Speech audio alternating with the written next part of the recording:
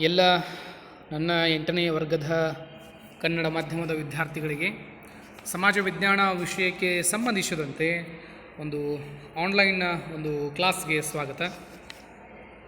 ಇವತ್ತಿನ ಒಂದು ಅವಧಿಯಲ್ಲಿ ಈ ಕೇಂದ್ರ ಸಚಿವಾಲಯ ಅಂತಂದರೆ ಏನು, ಸಾರ್ವಜನಿಕ ಆಡಳಿತದಲ್ಲಿ ಬರ್ತಕ್ಕಂಥ ಒಂದು ಪ್ರಮುಖ ಭಾಗ ಕೇಂದ್ರ ಸಚಿವಾಲಯ. ಕೇಂದ್ರ ಸಚಿವಾಲಯದ ಕುರಿತಾಗಿ ಸಾಕಷ್ಟು ಮಾಹಿತಿಯನ್ನು ನಾವು ನೋಡ್ಕೋತ ಹೊಂಟಂಗ ಅಲ್ಲಿ ಬರ್ತಕ್ಕಂಥ ಪ್ರಮುಖ ಇಲಾಖೆಯ ಪ್ರಮುಖ ಆಡಳಿತದ ದಕ್ಷ ಅಧಿಕಾರಿಗಳನ್ನು ನೇಮಕ ಮಾಡುವುದಾಗಿರ್ಬೋದು ಮತ್ತು ಆ ಕೇಂದ್ರ ಸಚಿವಾಲಯದಲ್ಲಿ ಬರ್ತಕ್ಕಂತಹ ವಿವಿಧ ರೀತಿಯಾಗಿರ್ತಕ್ಕಂತಹ ಖಾತೆಗಳು ಇಲಾಖೆಗಳನ್ನು ರಚನೆ ಮಾಡುವುದು. ಹಲವಾರು ಸರಕಾರಿ ಸಾರ್ವಜನಿಕ ಇಲಾಖೆಗಳನ್ನು ಸ್ಥಾಪನೆ ಮಾಡಿ ಆ ಇಲಾಖೆಗಳನ್ನು ಯಶಸ್ವಿಯಾಗಿ ನಾವು ನಡೆಸ್ಕೊಂಡು ಹೋಗಬೇಕಪ್ಪ ಅಂತಂದ್ರೆ ಹಲವಾರು ರೀತಿಯಾಗಿರ್ತಕ್ಕಂಥ ಖಾತೆಗಳನ್ನು ಹಲವಾರು ರೀತಿಯಾಗಿರ್ತಕ್ಕಂಥ ಒಂದು ಭಾಗಗಳನ್ನು ಮಾಡಿರ್ತೀವಿ.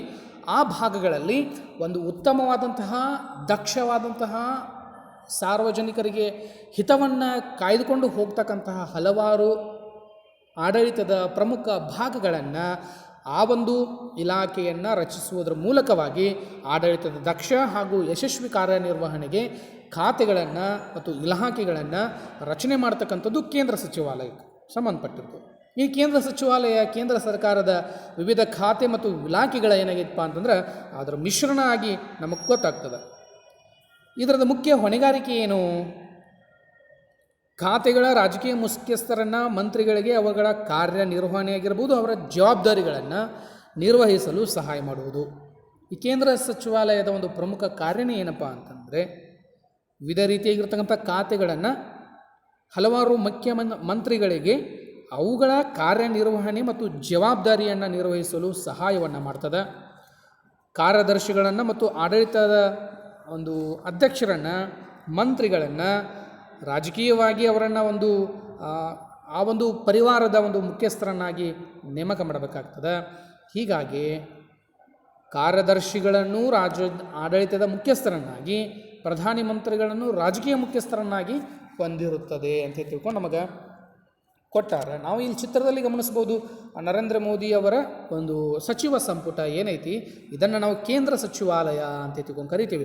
ಇವರೆಲ್ಲರೂ ಸಹಿತ ಏನಾಗಿರ್ತಾರೆ ಅಂತಂದರೆ ಇಡೀ ಭಾರತದ ಒಂದು ಕೇಂದ್ರವನ್ನಾಗಿಟ್ಕೊಂಡು ಆಡಳಿತವನ್ನು ನಡೆಸ್ಕೊಂಡು ಹೋಗ್ತಿರ್ತಾರೆ. ಇವರು ಆಯಾ ರಾಜ್ಯಗಳಿಗೆ ಸಂಬಂಧಪಟ್ಟಂಗೆ ವಿಶೇಷ ಅಧಿಕಾರವನ್ನು ಏನು ಮಾಡಿರ್ತಾರಪ್ಪ ಅಂತಂದರೆ ಹೊಂದಿರ್ತಾರೆ. ನಾವಿಲ್ಲಿ ಗಮನಿಸ್ಬೋದು ಪ್ರಧಾನಮಂತ್ರಿ ಯಾರು ಅಂತಂದರೆ ನರೇಂದ್ರ ಮೋದಿಯವರು.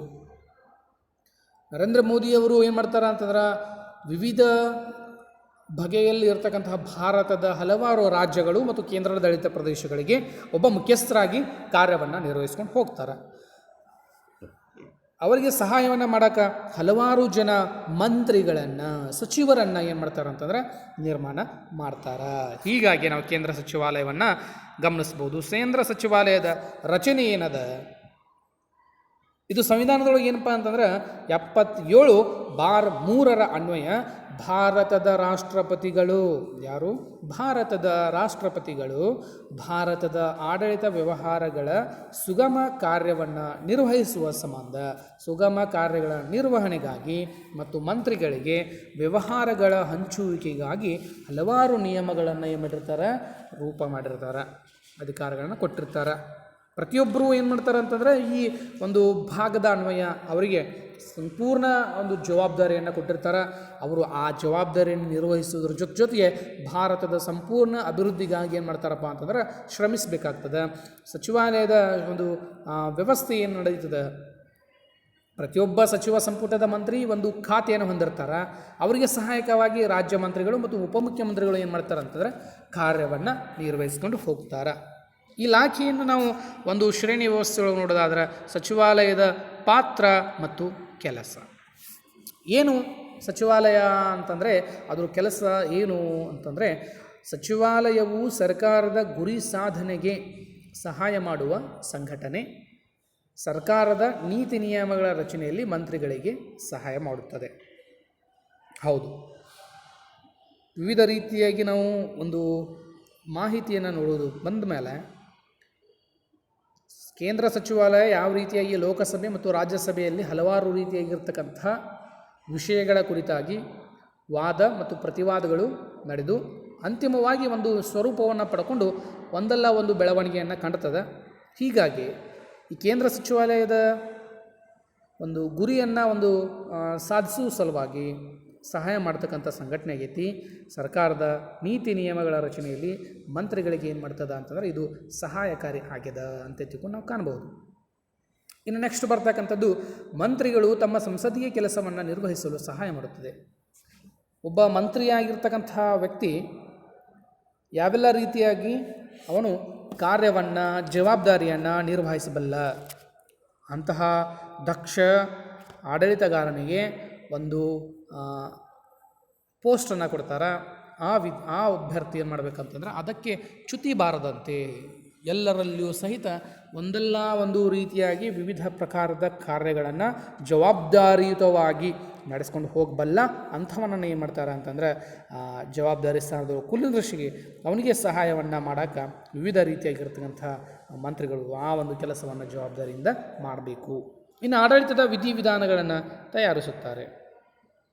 ನಾನು ಸುಗಮವಾಗಿ ಮತ್ತು ಸುದೀರ್ಘವಾಗಿ ಮತ್ತು ಸ್ವಚ್ಛಂದವಾಗಿ ಆಡಳಿತವನ್ನು ನಿರ್ವಹಿಸ್ಕೊಂಡು ಹೋಗಬಲ್ಲೆ ಅಂತಕ್ಕಂಥವ್ರು ಏನು ಮಾಡ್ತಾರೆ ಅಂತಂದರೆ ಹಲವಾರು ರೀತಿಯಾಗಿರ್ತಕ್ಕಂತಹ ಕಾಯಿದೆಗಳನ್ನು ಕಾನೂನುಗಳನ್ನು ಜಾರಿಗೆ ತರಲು ಪ್ರಯತ್ನವನ್ನು ಪಡ್ತಿರ್ತಾರೆ. ಅದಕ್ಕೆ ಅನುಗುಣವಾಗಿ ಎಲ್ಲರೂ ಸಹಿತ ಏನು ಮಾಡ್ತಾರೆ ಅಂತಂದ್ರೆ ಕಾರ್ಯವನ್ನು ನಿರ್ವಹಿಸ್ಕೊಂಡು ಹೋಗ್ತಾರೆ. ಇದನ್ನು ನಾವು ಏನಂತ ಕರಿತೀವಿ ಅಂತಂದರೆ ಮಂತ್ರಿಗಳು ತಮ್ಮ ಸಂಸದೀಯ ಕೆಲಸವನ್ನು ನಿರ್ವಹಿಸಲು ಸಹಾಯ ಮಾಡುತ್ತದೆ, ಜೊತೆಗೆ ಆಡಳಿತದ ವಿಧಿವಿಧಾನಗಳನ್ನು ಏನು ಮಾಡ್ತಾರೆ ಅಂತಂದ್ರೆ ತಯಾರಿಸ್ತಾರೆ. ಇನ್ನು ನೆಕ್ಸ್ಟ್ ನೋಡೋದಾದರೆ ಸಮಸ್ಯೆಗಳನ್ನು ಕೂಲಂಕುಷವಾಗಿ ಪರಿಶೀಲಿಸುತ್ತದೆ. ನಾವು ವಿವಿಧ ರೀತಿಯಲ್ಲಿ ಮತ್ತು ವಿವಿಧ ಪ್ರಕಾರಗಳಲ್ಲಿ ನಾವು ನೋಡಿದ ಹಾಗೆ ಆಯಾ ರಾಜ್ಯದ ಆಯಾ ಕೇಂದ್ರಾಡಳಿತ ಪ್ರದೇಶದ ಮತ್ತು ಆಯಾ ಒಂದು ಸ್ಥಳಕ್ಕೆ ಸಂಬಂಧಪಟ್ಟಂಥ ಹಲವಾರು ರೀತಿಯಲ್ಲಿ ನಾನು ಏನು ಕಾರ್ಯವನ್ನು ಮಾಡಬಲ್ಲೆ, ಅದು ಯಾವ ರೀತಿಯಾಗಿರ್ತದ ಅಂತಂದರೆ ಆ ಒಂದು ಸ್ಥಳದಲ್ಲಿರ್ತಕ್ಕಂಥ ನೂರಾರು ಸಮಸ್ಯೆಗಳಿರ್ತವೆ. ಒಂದು ಸ್ಥಳ ಅಂತಂದರೆ ಅಲ್ಲಿನ ಒಂದು ಊರು ಅಂತಂದರೆ ಅದು ಹಲವಾರು ಬಗೆಯಲ್ಲಿ ವಿಚಾರವನ್ನು ಮಾಡಿದಾಗ ನೂರಾರು ಸಮಸ್ಯೆಗಳನ್ನು ಮಾಡ್ತಾರೆ. ಹೀಗಾಗಿ ಆ ಸಮಸ್ಯೆಗಳನ್ನು ಕೂಲಂಕುಷವಾಗಿ ಪರಿಶೀಲಿಸೋಕೆ ನಾ ಏನನ್ನು ಕಾರ್ಯವನ್ನು ಕೈಗೊಳ್ಳಬೇಕು ಅಂತಹ ಹಲವಾರು ಬಗೆಯ ವಿಶೇಷವಾಗಿರ್ತಕ್ಕಂಥ ಮಾಹಿತಿಯನ್ನು ಇಲ್ಲಿ ಏನು ಮಾಡ್ತಾರಪ್ಪ ಅಂತಂದರೆ ಕೊಡ್ತಾರೆ. ಈ ನೆಕ್ಸ್ಟ್ ಬರ್ತಕ್ಕಂಥದ್ದು ಹಣಕಾಸು ಇಲಾಖೆಯೊಂದಿಗೆ ಆಯವ್ಯಯವನ್ನು ಸಿದ್ಧಪಡಿಸುವುದು. ನಾವು ಬಜೆಟ್ ಅಂತ ತಿಳ್ಕೊಂಡು ಕರಿತೀವಿ. ಇದನ್ನು ನಾವು ವರ್ಷಕ್ಕೆ 2 ಬಾರಿ ನಾವು ಬಜೆಟನ್ನು ಮಾಡ್ತೀವಿ. ಒಂದು ಮಧ್ಯಂತರ ಬಜೆಟ್ ಆಗಿರ್ಬೋದು, ಇನ್ನು ಅಂತಿಮವಾಗಿ ಆ ವರ್ಷವನ್ನು ಮುಗಿಸೋದ್ರೊಳಗಾಗಿ ಒಂದು ಬಜೆಟನ್ನು ಮಾಡ್ತೀವಿ. ಈ ಬಜೆಟನ್ನು ತಯಾರು ಮಾಡಬೇಕು ಅಂತಂದರೆ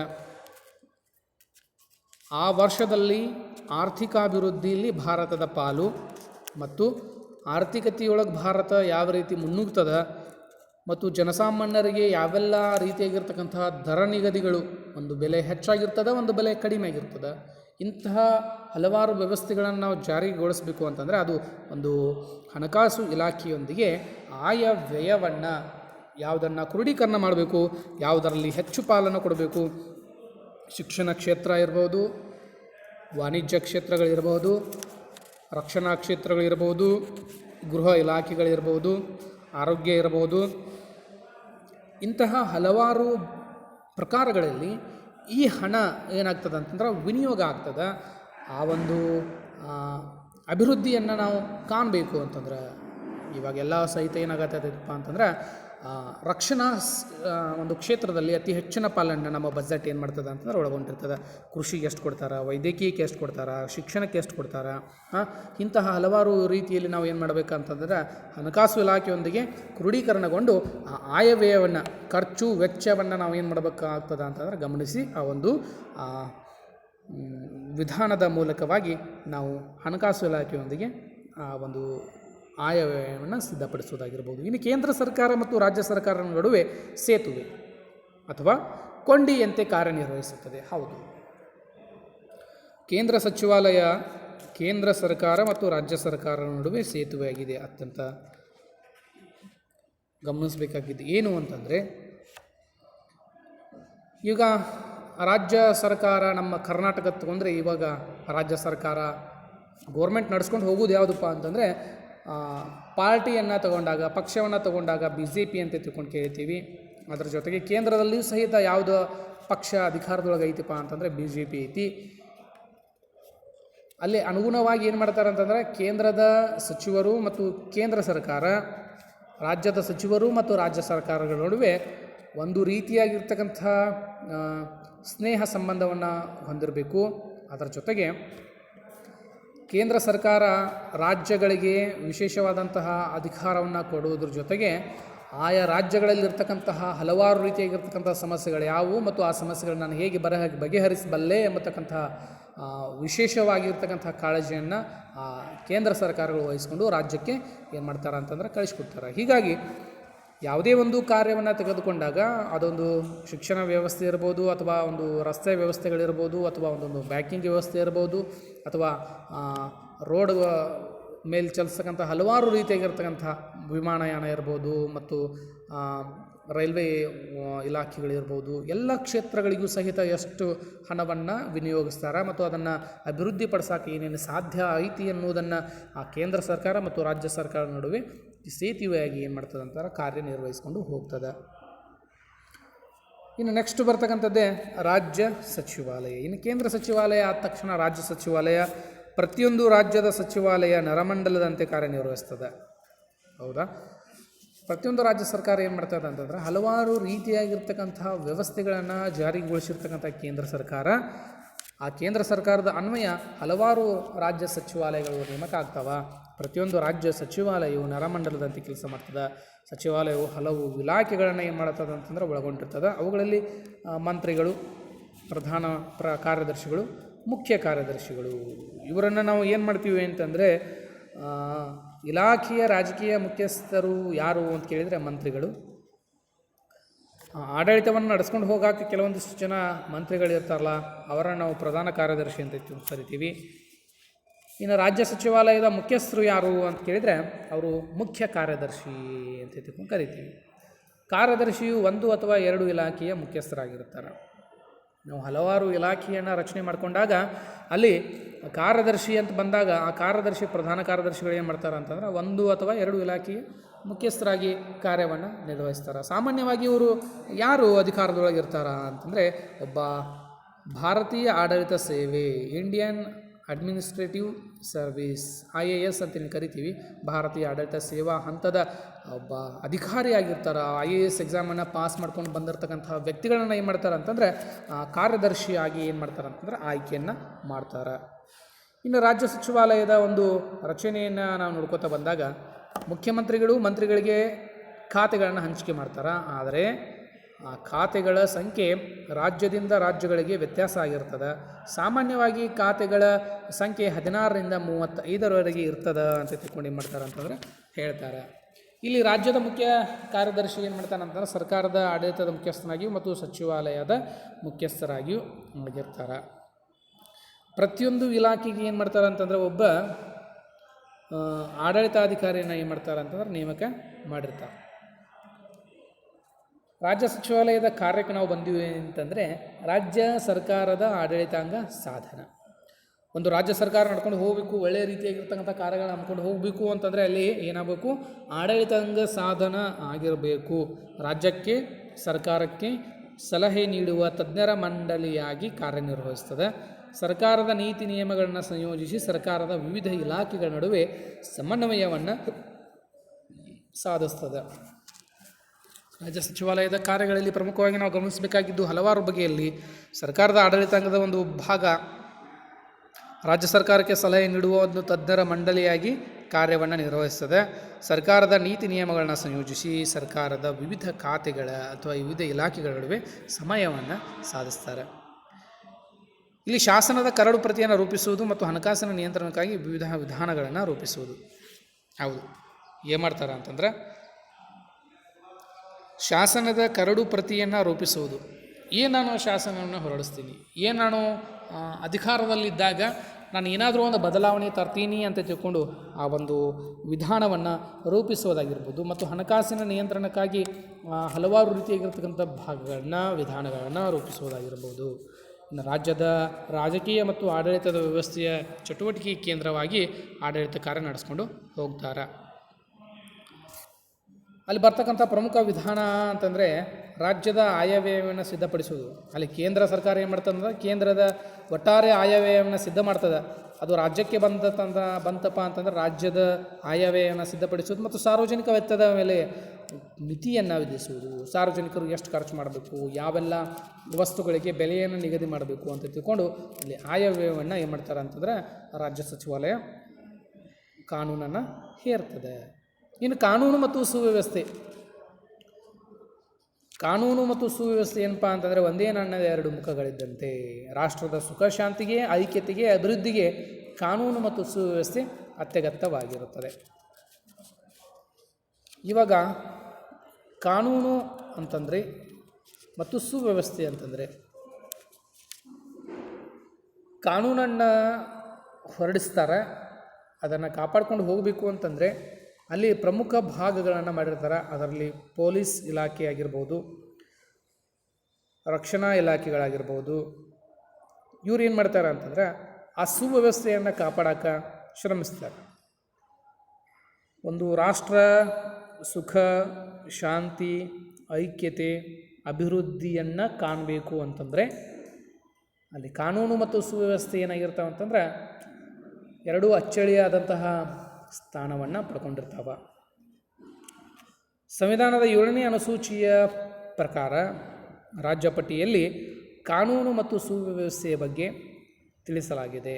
ಹೀಗಾಗಿ ರಾಜ್ಯದ ಕಾನೂನು ಸುವ್ಯವಸ್ಥೆ ಕಾಪಾಡುವುದು ಏನಪ್ಪ ಅಂತಂದರೆ ಸರ್ಕಾರದ ಒಂದು ಪ್ರಮುಖವಾಗಿರ್ತಕ್ಕಂತಹ ಕರ್ತವ್ಯವನ್ನು ಕಾಣ್ತೀವಿ. ಇನ್ನು ಹಲವಾರು ಬಗೆಯಲ್ಲಿ ನಾವು ವಿಚಾರವನ್ನು ಮಾಡಿದಾಗ ಈ ಕೇಂದ್ರದ ಒಂದು ಸರ್ಕಾರದ ಪಾತ್ರ ಅಂತ ತಿಳ್ಕೊಂಡು ಬತ್ತಪ್ಪ ಅಂತಂದರೆ ಸಂವಿಧಾನದ ವಿಧಿಯ ಪ್ರಕಾರ 355ರ ವಿಧಿಯ ಅನ್ವಯ ಕೇಂದ್ರ ಸರ್ಕಾರ ಬಾಹ್ಯ ದಾಳಿಯಿಂದ ರಕ್ಷಣೆಯನ್ನು ಪಡೆಯೋದಾಗಿರ್ಬೋದು. ಆ ರಾಜ್ಯಗಳನ್ನು ರಕ್ಷಣೆ ಮಾಡಬೇಕು ಅಂತಂದರೆ ಉದಾಹರಣೆಗಾಗಿ ನಾವು ನೋಡೋದಾದ್ರೆ ಸಂವಿಧಾನದ 355ನೇ ವಿಧಿ ಏನು ಹೇಳ್ತದೆ ಅಂತಂದ್ರೆ ಯಾವುದಾದ್ರೂ ಒಂದು ಹೊರಗಿಂದ ದಾಳಿ ನಡೀತು ಅಂತಂದ್ರೆ ಆ ಕೇಂದ್ರ ಎಲ್ಲ ರಾಜ್ಯಗಳನ್ನು ರಕ್ಷಣೆ ಮಾಡ್ತಕ್ಕಂಥ ಜವಾಬ್ದಾರಿ ಆ ಕೇಂದ್ರದೊಳಗೆ ಪಾತ್ರಕ್ಕೆ ಐತಿ. ಇನ್ನು 355 ಆಯಿತು. 356ನೇ ವಿಧಿ ಏನು ಹೇಳ್ತದೆ ಅಂತಂದರೆ ರಾಜ್ಯದಲ್ಲಿ ಸಂವಿಧಾನಾತ್ಮಕ ಆಡಳಿತ ವಿಫಲವಾದಾಗ ರಾಜ್ಯ ಸರ್ಕಾರ ತುರ್ತು ಪರಿಸ್ಥಿತಿ ಅಥವಾ ರಾಷ್ಟ್ರಪತಿ ಆಡಳಿತವನ್ನು ಹೇರುವುದು ಅಥವಾ ಜಾರಿಗೆ ತರುವುದು. ಎಷ್ಟನೇ ವಿಧಿ ಅಂತಂದರೆ 356ನೇ ವಿಧಿ ಅನ್ವಯ ರಾಜ್ಯದಲ್ಲಿ ಸಂವಿಧಾನಕ ಆಡಳಿತಾತ್ಮಕ ವಿಭಾಗ ವಿಫಲ ಆಯಿತು ಅಂತಂದರೆ ಸರ್ಕಾರ ಒಳ್ಳೆಯ ರೀತಿಯಾಗಿರ್ತಕ್ಕಂಥ ಆಡಳಿತವನ್ನು ನಡೆಸ್ಕೊಂಡು ಹೋಗಲಿಲ್ಲ ಅಥವಾ ಸರ್ಕಾರ ಒಂದು ವೇಳೆ ಬಿತ್ತಪ್ಪ ಅಂತಂದರೆ ಅಲ್ಲಿ ಏನು ಮಾಡಬೇಕು, ರಾಷ್ಟ್ರಪತಿ ಆಡಳಿತ ಎಮರ್ಜೆನ್ಸಿಯನ್ನು ಏನು ಮಾಡ್ತಾರಪ್ಪ ಅಂತಂದರೆ ಹೇರ್ತಾರೆ. ರಾಜ್ಯ ತುರ್ತು ಪರಿಸ್ಥಿತಿ 356ನೇ ವಿಧಿ ಅನ್ವಯ. ಇನ್ನು ಸಾರ್ವಜನಿಕರಿಗೆ ಭದ್ರತೆಯನ್ನು ಒದಗಿಸಲು ಕೇಂದ್ರ ಗೃಹ ಮಂತ್ರಾಲಯ ಹಲವಾರು ರೀತಿಯಾಗಿರ್ತಕ್ಕಂಥ ಅರೆ ಸೈನಿಕ ಪಡೆಗಳನ್ನು ಹೊಂದ್ಕೊಂಡೈತಿ. ಅವು ಯಾವ್ಯಾವು ಅಂತಂದರೆ ಕೇಂದ್ರ ಮೀಸಲು ಪಡೆ, ಗಡಿ ಭದ್ರತಾ ಪಡೆ, ರೈಲ್ವೆ ರಕ್ಷಣಾ ಪಡೆ ಮತ್ತು ಕೇಂದ್ರೀಯ ಉದ್ದಿಮೆ ರಕ್ಷಣಾ ಸಂಸ್ಥೆ ಅಂತ ತಿಳ್ಕೊಂಡು ಬರ್ತದೆ. ನಾವು ಒಂದೊಂದಾಗಿ ನೋಡ್ಕೊತ ಹೊಂಟಾಗ ಕೇಂದ್ರ ಮೀಸಲು ಪಡೆ CRPF ಅಂತ ತಿಳ್ಕೊಂಡು ಕರಿತೀವಿ ನಾವು ಇಂಗ್ಲೀಷ್ ಒಳಗೆ.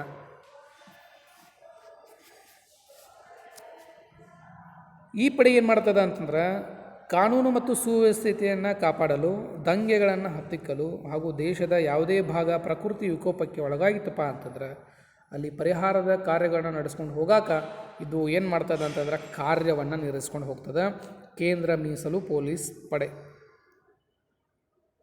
ಸೆಂಟ್ರಲ್ ರಿಸರ್ವ್ ಪೊಲೀಸ್ ಫೋರ್ಸ್ ಅಂತ ತಿಳ್ಕೊಂಡು ಕರಿತೀವಿ. CRPF central reserve police force ಅಂತ ತಿಳ್ಕೊಂಡು ಕರಿತೀವಿ.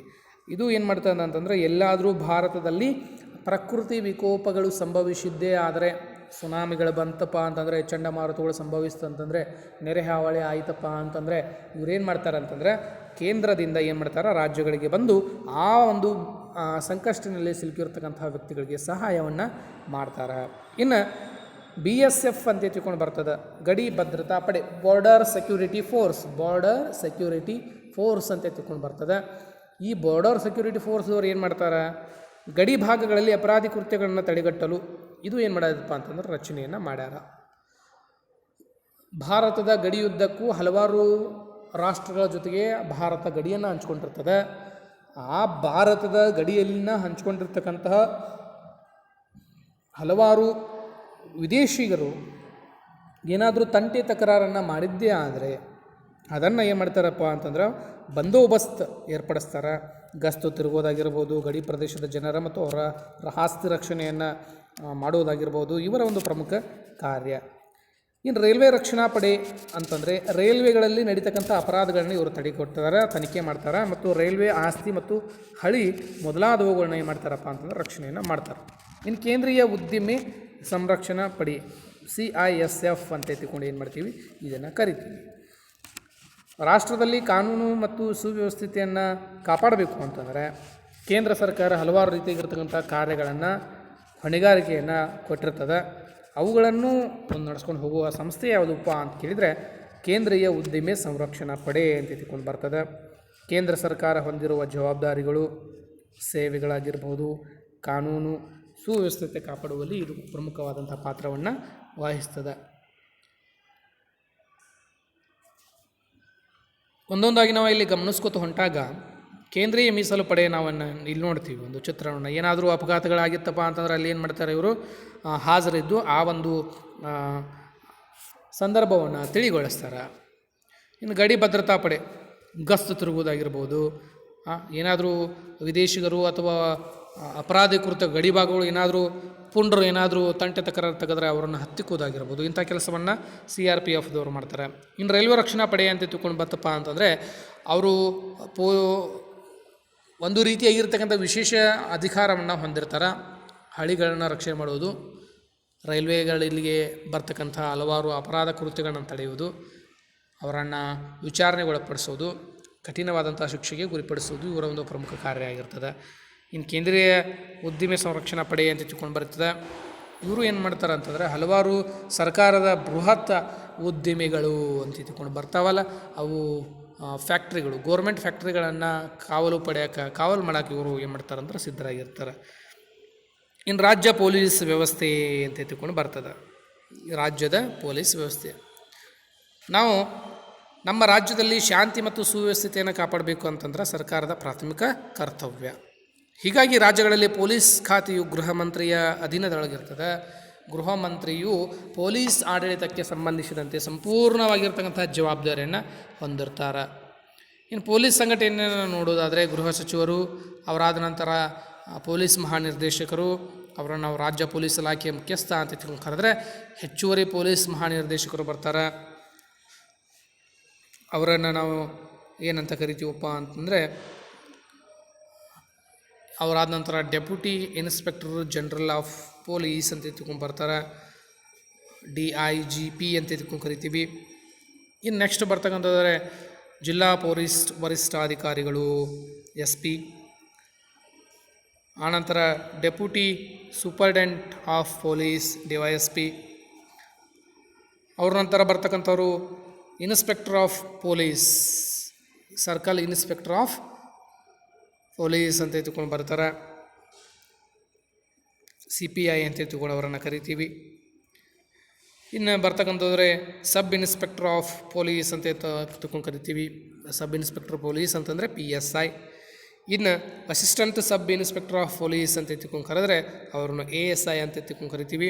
ಅವರಾದ ನಂತರ ಹೆಡ್ ಕಾನ್ಸ್ಟೇಬಲ್, ಅವರಾದ ನಂತರ ಪೊಲೀಸ್ ಕಾನ್ಸ್ಟೇಬಲ್ PC ಅಂತ ತಿಳ್ಕೊಂಡು ಏನು ಮಾಡ್ತೀವಿ ಅಂತಂದರೆ ಕರಿತೀವಿ. ಇಷ್ಟು ಏನಪ್ಪ ಅಂತಂದರೆ ಒಂದು ಕೇಂದ್ರ ಸಚಿವಾಲಯ, ರಾಜ್ಯ ಸಚಿವಾಲಯ, ಕಾನೂನು ಮತ್ತು ಸುವ್ಯವಸ್ಥೆಗಳಾಗಿರ್ಬೋದು, ಅಲ್ಲಿ ಬರ್ತಕ್ಕಂಥ ಪ್ರಮುಖ ಭದ್ರತಾ ಪಡೆಗಳಾಗಿರ್ಬೋದು ಮತ್ತು ರಾಜ್ಯ ಪೊಲೀಸ್ ವ್ಯವಸ್ಥೆಗಳನ್ನು ನೋಡಿದ ನಂತರ ಇಲ್ಲಿ ನಾವು ಏನು ಮಾಡ್ತೀವಿ ಅಂತಂದರೆ ಹಲವಾರು ರೀತಿಯಲ್ಲಿ ಹಲವಾರು ಬಗೆಯಲ್ಲಿ ನಾವು ವಿಚಾರವನ್ನು ಮಾಡಿದಾಗ ವಿಶೇಷವಾಗಿರ್ತಕ್ಕಂಥ ಮಾಹಿತಿಯನ್ನು ನಾವು ನೋಡಿದ್ದಾದಮೇಲೆ ಇಲ್ಲಿಗೆ ಈ ಅವಧಿಯನ್ನು ಸ್ಟಾಪ್ ಮಾಡಿ ಮುಂದಿನ ಅವಧಿಯೊಳಗೆ ಮತ್ತೊಮ್ಮೆ ಹೊಸ ಅಧ್ಯಾಯದೊಂದಿಗೆ ಅವಧಿಯನ್ನು ಪ್ರಾರಂಭಿಸೋಣ. ಅಲ್ಲಿವರೆಗೂ ಧನ್ಯವಾದಗಳು. Thank you.